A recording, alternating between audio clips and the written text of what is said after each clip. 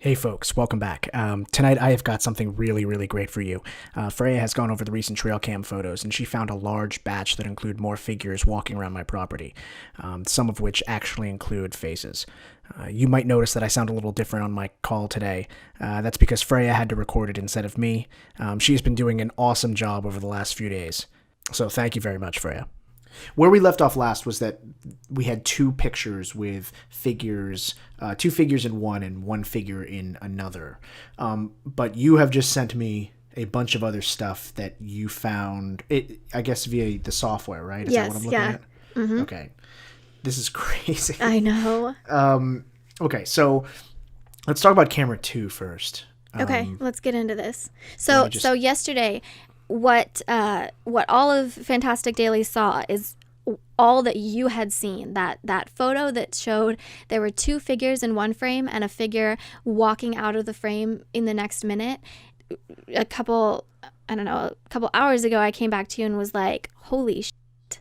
Like, there was so much more that we couldn't see at first glance. This, like, obvious legs. You can tell it was moving either this way or this way. What else? This one fucked me up because I have no idea what that is. It's like I don't know, like an arm. That's the head that we already talked about. I think that's a face. This one fucked me up too, though, because is that a leg and an arm and a face, or is that one right there and another one behind it? Like, watch if I turn it off. You can see I can toggle between a clean image and one that shows movement, and like that's fucking clear as day. Ugh. Fucking creeps me out. So pull up this thing I sent. Are you looking at the Yeah, I'm looking at it now. Okay, this is cam 2. 1, 2, 3, 4, 5. That's 6 potential areas of movement. So basically all this software is like checking for differences, like discrepancies between one photo and the next. And if there's a massive like variation in the shade of gray, like in one there's like an area that's like massively black, and then in the next photo there's a very light area, that's a noticeable difference. So it can tell that there's like something potentially moving through the picture. And we have 6 places where at least in 3 of them, maybe 4, maybe 5, I can clearly see like an arm or a leg or and it's bizarre. It's not noticeable at first because there's so much shadow. Obviously the photos are black and white, like there's not a whole lot to go on until you see it all overlaid like this and you're like, holy shit. Yeah. And when you toggle the originals on and off with this kind of like amalgam that you've made here. Yeah. It's crazy. It's insane. And it's so easy to miss. I mean, you guys got to understand, like, when I was flipping through these images one by one, if you're seeing, like, 10 photos in a row that are exactly the same and you can't, like, process why they're firing, and then there's this tiny little shift, like, almost off screen, like, you just miss it. It just blends in. And to see it like this is like, holy shit, we caught so much more data than we ever even realized. And there's no way of knowing how many are there, because these are all over multiple shots. This is like a combination of all the shots put together into one. But there's no way of knowing how many of these figures there are because each photo only picked up one. Yeah, well, there's 2 in one photo. There's what you showed yesterday, a foreground. There's a figure in the foreground and a figure in the distant background. And I pointed out to you, I'm not sure if that's one figure in the distant background or if that's potentially 2 more. Now, speaking of this camera 2 position, though, a lot of the commenters have brought up this other point that you made to me, and I thought it'd be nice to talk about. But there is a lot of like strange movement in the frames that you have said are bugs. Yeah. Oh, yeah. I love these comments. People think they're ghosts. Well, no, people think that they are orbs, which are in like paranormal literature. Orbs are some kind of accompaniment to paranormal activity, whether they are ghosts themselves or something else. Gotcha. And they also, I think, tend to exist in UFO literature too. One of the things I want to say though, while we're talking about it, is there's a light in the distance on a couple of, or maybe all of the shots of camera number 2 here. That is a big mountain range and there is a house way, way, way far away up at the top. And I think what we're seeing there is a light to a house there. Like a security system or like porch cam or whatever. Well, I think it might even just be like a window. I mean, it's very far away. I mean, it's like, no kidding, like half a mile to a mile away. But a lot of other people have pointed out imagery in the sky there that I guess could be bugs, or, so many people have mentioned this orb thing. The weird thing about bugs, when you mentioned it to me yesterday, though, was that this flash, like you said, is invisible. It's Right. it's an infrared flash, so it's not like bugs are being drawn to the light. Definitely. It's not a moth to the flame scenario. They can't see it there. It would just be that we happened upon an area of increased activity for whatever reason. But only when these things are out? Like, that's the weird part. I mean, I'll concede that it's weird that there's about 20 minutes of footage with bugs in it. I mean, 20 minutes is too long for it to be like, oh, they were just passing through, and too short for it to be like, they're only active for 20 minutes a night. Like, yeah, I was expecting that we'd see them in a lot more of the pictures. But I am like 99.9% positive they're just regular bugs. Gotcha. Okay. Now let's move over to camera 3 here. Okay. Now, yesterday, we didn't have, by the time I made the recording, I hadn't seen any camera 3 photos with any figures in them. But now you have sent me this. So these would be our possible faces. I think that looks like one for sure. I'm not sure about that. Not a face. Only the red circle is a potential face. That looks like an eyeball reflection. Duh. Obvious. Like, these 3 are so crystal clear. Camera 3 is my baby right now. It's the love of my life. I wasn't expecting anywhere near this kind of activity. I had no idea flipping through the photos that anything was happening there. I would have sent it to you. I mean, these images are way better than camera 2. And if I had seen this, I would have been like, holy shit, and I would have sent it to you immediately. Yeah. It took me way longer to catch this.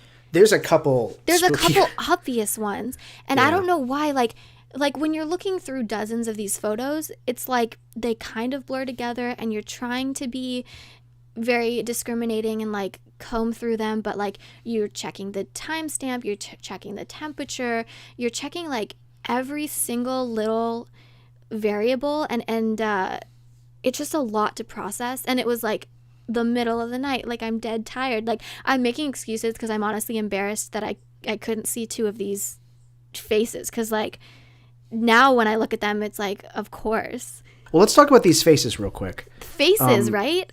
Yeah, there's 2 that seem like they could be the same, but then there's the really creepy one. Which is that? I think they're all really creepy. Like, dude, I was having nightmares. Well, the glowing eye one is strange, Yeah. because why is the other one to the right of it not glowing? It seems to be. I mean, And this one I definitely missed. Like look at this and try and see that glowing eyeball without any of the other context of this image. That just looks like a leaf or something. Like that. Yeah. That scares me so much, because if I were left to comb through these images completely on my own, I wouldn't have seen that one. Like, I know in my heart I would have missed that because it's right there next to the leaves. It's really unnerving. When these were taken, what was the difference in time between when camera 2 was taking photos? Okay. Were they happening? Okay. Go ahead. So crazy. Like, I can't even.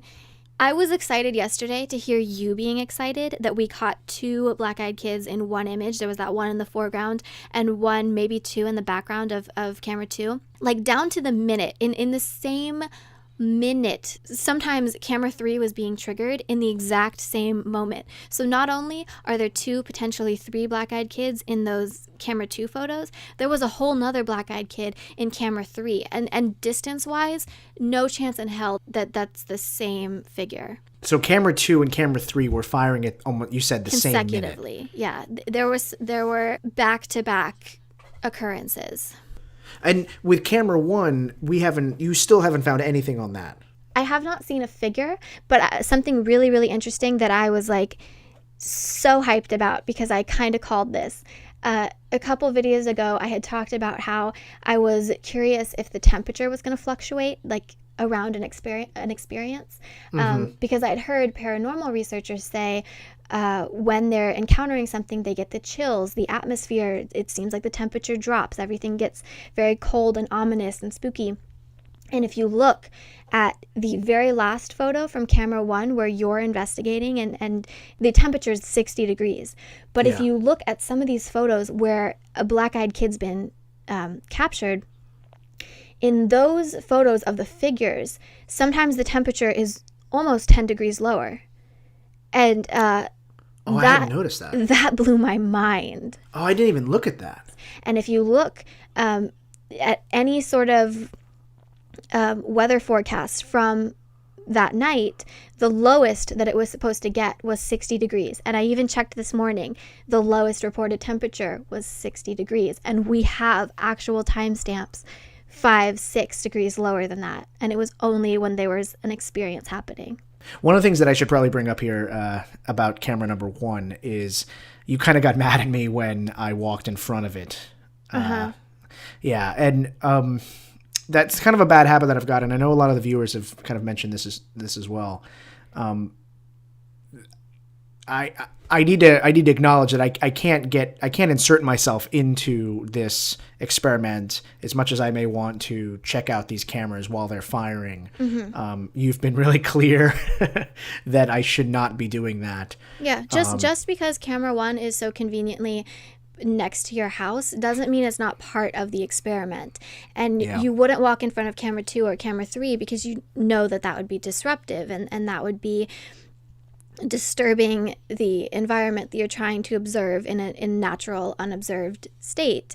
And the second that you're there, that changes how things react, and that changes behaviors that we're hoping to get a clear picture of.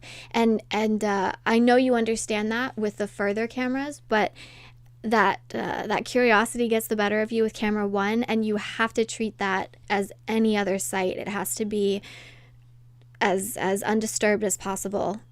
Yeah. If we're gonna I get that. I mean, I guess I really can't stress this enough to the people who have seen these videos that when this is happening outside of your house or right in front of you, I'm telling you right now, the instinct is not to run away and close the door. It is an instinct of like double checking, is this really happening? And I really can't. I've tried so hard to explain that to people who have watched and who have complained that I'm putting myself in danger by like going out and looking at a thing. But I would really ask you to put yourself in my shoes, that when you hear something outside of your home or you think that there is somebody at your door or whatever the thing is, 99% of you are going to go to the door and look out the door and walk around for a second. It's not terrifying the way you think that it is. It's kind of a confirmation of like, did I just hear a thing, or is that in my head? Because I feel like I've been operating in this like heightened state of alert, and that itch that is scratched when you get alerted doesn't go away when you hide under the bed. So I know it's a bad habit of mine, especially with everything that we're doing right now, and I don't want to get in the way of it, so I won't get in front of camera number 1 again. Yeah, I'll acknowledge it's completely human, though. I mean, that's why we don't look away from car crashes, and like rubbernecking is a phenomenon. Like if we see something bad happen, we want to know. We want to look at it. We want to know what it is. We want to know why it happened. We want to know how close it happened to us. That's all very relatable. Okay, should we talk about that static real quick before we sign off? I don't think I need to do a little bit more work on that before we're ready to talk about it. Okay. But I don't I don't want this to sound cagey. For those of you guys listening, some of the commenters have found something in one of the other videos that it's fucking terrifying. I feel like we've been able to confirm it pretty well. I just want to be sure before I talk about it, but one of the other videos someone found, or a group of people found, some static in there that sounds very, very close to what my signal sounds like. So we're gonna look at that a little closer I want to make sure before we talk about it. So let's save that for a later Okay, time. gotcha. Good. Okay, cool. So to wrap this up, I mean, schedule-wise, I think I should start talking about the fact that my wife is pregnant with twins, and this is going to happen very soon. The plan is that as soon as the babies are out, and The babies are out. as soon as the babies are born, that we will, and we've recovered a little bit. I guess, Freya, you're going to be out of school around the same time, and the hope is that you can come on site and kind of participate on the experiments like a little bit closer. Yeah, it is maddening to just be able to watch from a distance and to have to like wait for these updates with everybody else, because I've got all these ideas and all this help, and I'm stuck being at school and not as involved as I would love to be. Yeah. Well, I think it's going to be great. I think it's going to be very exciting. And my wife is excited. She knows that this means a lot to me. And so hopefully everybody, I'll be able to take this experiment to the next level really soon. With you, Freya, you'll be able to I'm excited to actually meet you guys and be able to give like real-time advice for stuff. Because right now there's always that delay of like, oh, I'm in class. Oh, I'm taking a test. Oh, I'm looking at this thing, but like I'm busy, or you've got wife stuff, whatever. Like, there's a million reasons right now why the communication sort of like comes in spurts, and to be face to face in the same room, like be like, okay, it's game plan time. That's going to be good. I think it's going to be awesome. So, all right, folks, thank you everybody for watching, and check back soon. Bye-bye.